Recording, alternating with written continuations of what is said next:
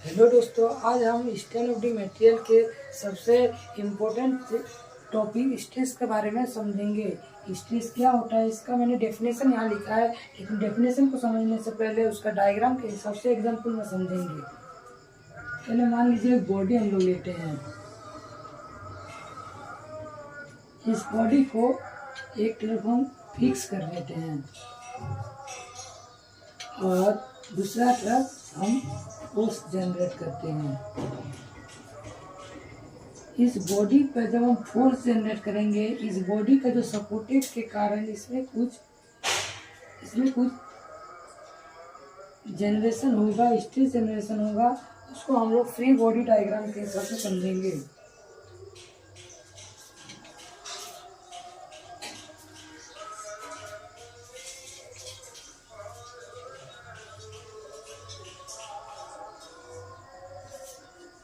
ये हम लोग का फ्री बॉडी डायग्राम है। फ्री बॉडी डायग्राम का मतलब हम आपको समझा देंगे। मान लीजिए फ्री बॉडी डायग्राम, उसका एक डायग्राम बनाएंगे जिसमें उसका जो फिक्स किया हुआ है उसको हम वहाँ से हटा देंगे। उसी को बोलते हैं फ्री बॉडी डायग्राम, मतलब कुछ भी सपोर्ट है उसको हम वहाँ से हटा देंगे। यहाँ एक फोर्स जनरेट कर रहे हैं और जिस तरह अगर फोर्स यहाँ जनरेट करेंगे तो ये फिक्स है, इस पर कुछ इंफॉर्मेशन नहीं होगा, तो इसका जो नेट फोर्स है ये भी हमारा जीरो ही होगा। तो ये हमारा फोर्स जीरो होगा। ये जो दोनों फोर्सेस है ये एक्सटर्नल फोर्सेस है, जो कि ये बाहर से लग रहे हैं।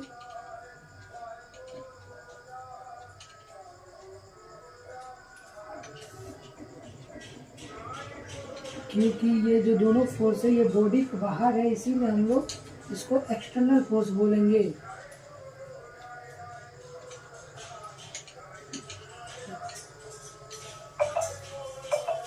ये बॉडी के बाहर से एक्ट कर रहे हैं, इसलिए this forces are external forces. जब हम ये बाहर के एक्सटर्नल फोर्स लग रहा है, ये जो फोर्स लग रहा है हमारा जीरो है, जब हम इसको 20 से कट कर देते हैं, हम लोग को इंटरनल फोर्स इधर मालूम नहीं पड़ रहा है, इसीलिए हमको 20 से इसको हम कट कर देते हैं। बॉडी को 20 से कट कर देते हैं तो देखते हैं कि हम लोग इसके अंदर देखते हैं कि इंटरनल फोर्स लग रहा है। इंटरनल फोर्स कैसे लग रहा है? जब हम एक्सटर्नल फोर्स बाहर से जीरो पड़ रहा है तो इंटरनल फोर्स कैसे जनरेट हो रहा है, उसके पीछे का मैकेनिज्म को हम लोग समझेंगे। एक जस्ट एग्जांपल में हम लोग समझेंगे पीछे के मैकेनिज्म को। ये एक बॉडी है, इसको हम खींचते हैं, दोनों तरफ एक्सटर्नल फोर्स देते हैं। जब इसको छोड़ देते हैं तो ये अपना ओरिजिनल फेस में आ जाता है, मतलब इसके अंदर भी कुछ इंटरनल फोर्सेस लग रहा है, इसी को यही इंटरनल फोर्स यहाँ जनरेट हो रहा है। इंटरनल फोर्स जैसे ही जितना भी जनरेट हो रहा है, हर बॉडी के ऊपर हर इंटरनल फोर्स का एक स्ट्रेस होता है, स्ट्रेस होगा।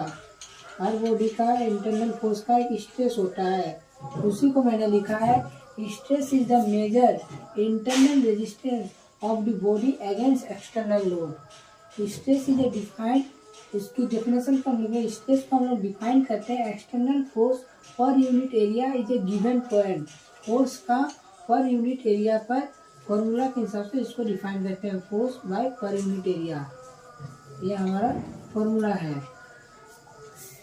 अब हम लोग देखेंगे स्ट्रेस कितने प्रकार के होते हैं,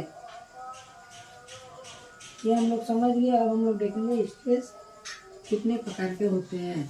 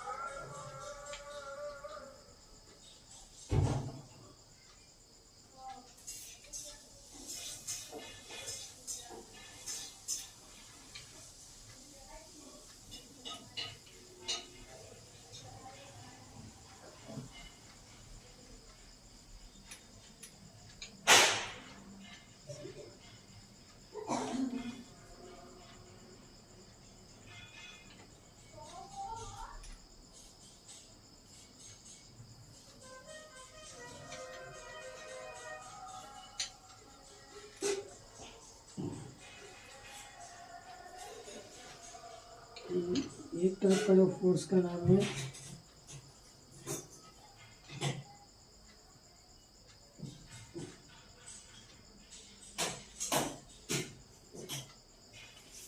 स्ट्रेस का जो फोर्स है ये डायरेक्ट फोर्स है और एक का इनडायरेक्ट फोर्स, इनडायरेक्ट स्ट्रेस। फिर डायरेक्ट स्ट्रेस दो प्रकार के होते हैं, एक एक्सियल और एक ट्रांसेसिव।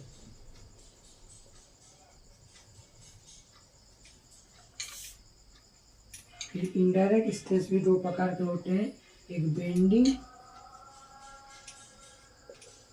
एक ट्विस्टिंग।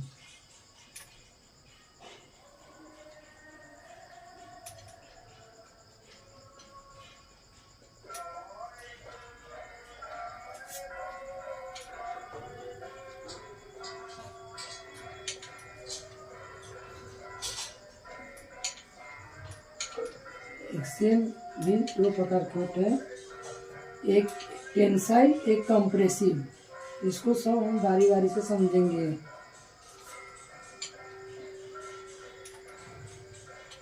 बेंडिंग भी दो प्रकार के होते हैं, एक टेंसाइल एक कंप्रेसिव।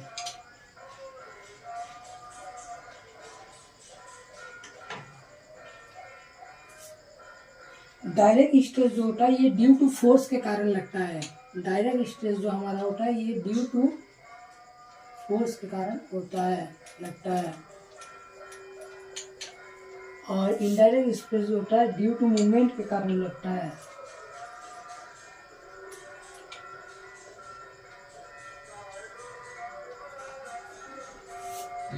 ये डायरेक्ट स्ट्रेस क्यों लगता है, ये इनडायरेक्ट स्ट्रेस है, ये किस पर्पज का मन, इस वर्ड का जो है मीनिंग क्या है, इसका मतलब क्या है, ये हम लोग समझेंगे। मान लीजिए कोई एक बॉडी है, एक बॉडी है जिसको हम एक तरफ फिक्स कर देते हैं और हम लोग को ये जो क्रॉस सेक्शन है यहाँ पर हम लोग को स्ट्रेस चाहिए। इस टाइप का बॉडी है, इसमें इसका जो क्रॉस सेक्शन है इस पर हम लोग को स्ट्रेस चाहिए। इधर हम लोग फोर्स जनरेट करेंगे। इसका जो लाइन का क्रॉस सेक्शन है ये सेंट्रोइड से हमारा पास हो रहा है, तो हमारा फोर्स का जो लाइन का एक्शन जो होता है वो क्रॉस सेक्शन के ऊपर होता है, ये डायरेक्ट स्ट्रेस है। This force is the direct force.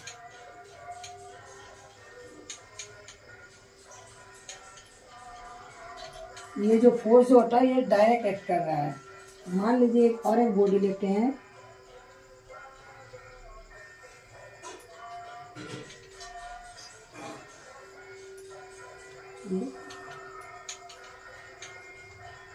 Force हमारा यहाँ लग रहा है,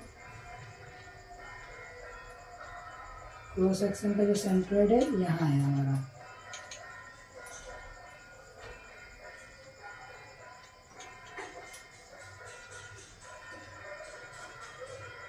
ये जो अभी फोर्स यहाँ है सेंट्रोइड हमारा है, इसके अभी फोर्स के इफेक्ट से हम लोग सेंट्रोइड निकालेंगे तो हमको फोर्स को यहाँ ट्रांसफ़र करना होगा। तो फोर्स को हम यहाँ ट्रांसफ़र करना पड़ेगा, फोर्स को हम ट्रांसफ़र करते हैं। इधर हमारा जो है फोर्स लगेगा, इसका जो डिस्टेंस है, डिस्टेंस है ई है। ई का मतलब होता है एसेंट्रेसी। ये जो फोर्स होता है कुछ डिस्टेंस में है इसीलिए इसको एसेंट्रेसी होता है। इस फोर्स पर कुछ, इस फोर्स के कारण हमें मूवमेंट मिल रहा है। ये तब हम बोल सकते हैं ये जो फोर्स जो हमारा लग रहा है ये इनडायरेक्टली लग रहा है, इसीलिए हम लोग इसको इनडायरेक्ट बोलते हैं। This force is the indirect force.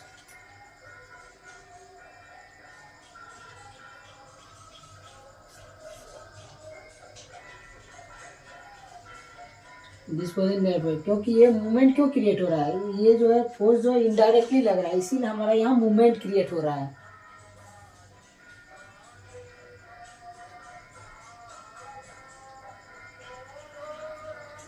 मतलब कुछ जो फोर्स जो हो रहा है दूसरी जगह पर लग रहा है सेंट्रोइड के कारण, उसमें कोई डिस्टेंस हो रहा है, तो उसमें मूवमेंट जनरेट हो रहा है, इसीलिए इसको इनडायरेक्ट फोर्स बोलेंगे। इस इसमें हर एक स्टेज को हम लोग डिटेल्स में पढ़ेंगे। आज के वीडियो में इतना ही। अगले वीडियो में हम axial stress, transverse stress, tensile stress, compressive, bending, twisting, tensile, compressive, सब हम बारी बारी से उसको डिटेल्स में पढ़ेंगे। आज के वीडियो में इतना ही। थैंक यू दोस्तों।